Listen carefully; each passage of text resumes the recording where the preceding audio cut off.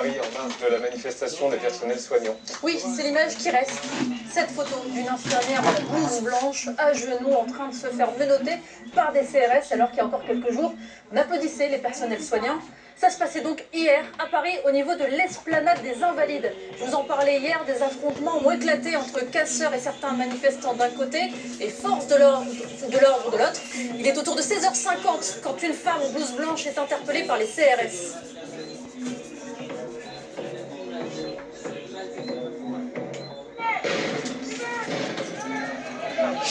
La femme policier va d'abord l'attraper par les cheveux pour la maîtriser.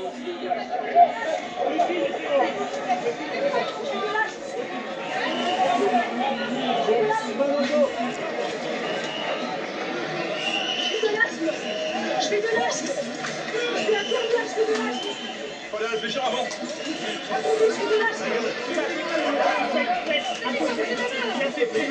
Attendez ma ventoline. Responsable. Madame, je veux ma ventoline. Je veux ma ventoline. Je veux ma ventoline. Elle ne se laisse pas menotter, alors les policiers vont lui plaquer le visage au sol.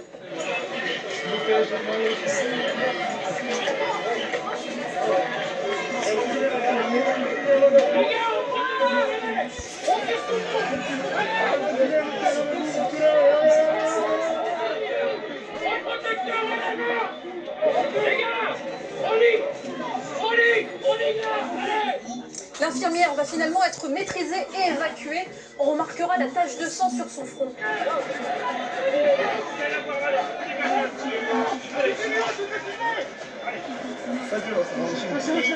S'il vous plaît.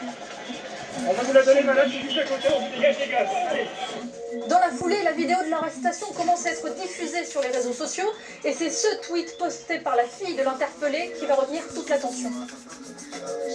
Cette femme, c'est ma mère, 50 ans, infirmière. Elle a bossé pendant 3 mois entre 12 et 14 heures par jour, a eu le Covid.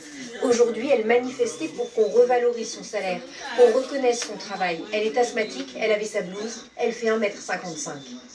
Elle s'appelle donc Farida. Nous ne communiquerons pas son nom car c'est la volonté de la famille. Âgée de 52 ans, donc elle est infirmière à l'hôpital Paul Brousse de Villejuif dans le Val-de-Marne depuis 17 ans.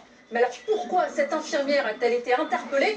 Eh bien on va rembobiner les images. Juste avant son arrestation, on a repéré Farida ici avec sa blouse blanche et elle était très en colère contre les forces de l'ordre. Elle jette des cailloux. Et on la voit revenir pour faire des doigts d'honneur.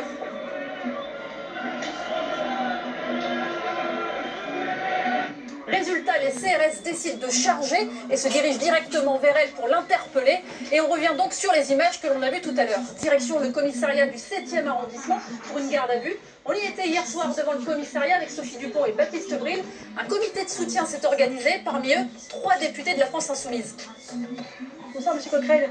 Je peux vous demander pourquoi vous êtes là ce soir avec votre écharpe carrément? Je sais pas vous, mais moi je trouve ça sidérant que quelqu'un qui était soignant pendant des mois et des mois par rapport à ça se retrouve aujourd'hui en garde à vue. Des militants de la CGT étaient là aussi. Farida, ne t'inquiète pas, on est là, on partira pas. Sophie a aussi parlé à la cousine de Farida. En fait, c'est ma cousine, mais c'est ma soeur. D'accord. Voilà, parce qu'on a grandi ensemble. C'est ma seule famille ici, et je suis sa seule famille avec ses enfants. Qu'est-ce qui se passe alors quand vous découvrez la vidéo? Je me suis écroulée. Nabila a vu la vidéo de l'interpellation, mais elle ne savait pas ce qui s'était passé avant l'arrestation. Non mais franchement, jeter un caillou mérite autant qu'une pierre sur des CRS. Des CRS équipés comme s'ils affrontaient la guerre. C'est quand même exagéré. C'est quand même exagéré. Cet après-midi, beaucoup de monde devant le commissariat. Vers 15h45, Farida a finalement été libérée, à l'abri des regards. Sa fille a pris la parole devant les médias. Elle a été libérée, il y a une demi-heure de cela.